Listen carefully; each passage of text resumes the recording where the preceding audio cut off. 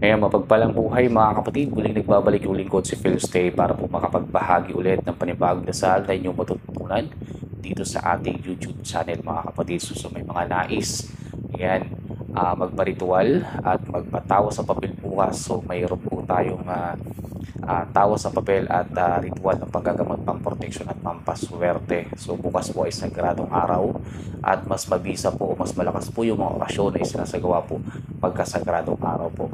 Okay, lalong-lalo po pa sa Biyernes. Okay, so ito muna yung ating kompletong aklat. Dun sa mga gusto pong matuto ng lihim na karunungan o gusto matutong manggamot, dito po yung bagay sa inyo, yung ating kompletong aklat. Okay, so message lang dun sa mga interesado. Nasa comment section yung ating messenger link. So ito naman yung ating medalyon pang proteksyon. Ayan, pangontra. Ayan, so yan po yung ating medalyon pang proteksyon. So pangontra po siya sa kulang barang palipad hangin at mga masamang elemento o espiritu, at meron din po siyang pangsumbalik, pampalakas ng katawan at pangkaligtasan. So may mga nais ng pangontra. Ayan, so ito po yung bagay sa inyo, yung ating medalyon na pang proteksyon. Okay, so ito naman yung ating medalyon na pampaswerte o panghalina. Ayan.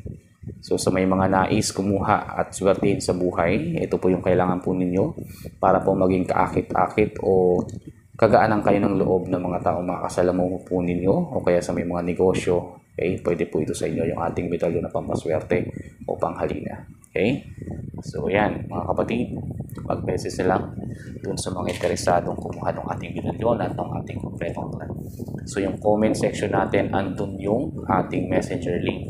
So puntahan na lang at i-click yung blue text doon at para po madirect na kayo sa aking messenger. Okay? I-PM nyo lang ako dun sa may mga gustong kumuha ng ating medalyon ng kompletong aklat. Okay. So dumako na po tayo sa dasal na ating tuturo mga kapatid. So yung ating ituturong orasyon ay tungkol po ito sa orasyon upang kasilawan ng mga masasamang spirito at mga lamang lupa at mga engkanto. Okay? So mga kapatid, kinakailangan bigasin yung orasyon ng 7 beses bago po ninyo ihip sa inyong katawan o sa inyong dibdib ng pakros ng 3 beses naman. Okay? So ulitin ko, bibigasin yung orasyon ng 7 beses. Okay? Tutungo kayo, iihip kayo ng 3 beses naman na pakros. Okay? So para po mapagana yung orasyon, lagi ko namang sinasabi, kinakailangan gamitan nyo po ng susi ng mga susi. Okay? So susundan nyo ng 1 beses yun. Okay? Bibigasin ng 7 beses, susi ng mga susi. Tapos tutungo po kayo, ihip sa inyong dibdib ng 3 beses yung inyong mga binigas na orasyon. Okay? So maliwanag po mga kapatid. So nandito po yung dasal na ating ibabahagi sa inyo. Yan. So pakikopya ng ating mga dasal, pakisulat sa inyong mga notebook o kaya pakiscreenshot ng ating dasal. Okay? So yan po yung orasyon upang kasilawan ng masamang spirito at ng mga lamang lupa o kaya mga engkanto.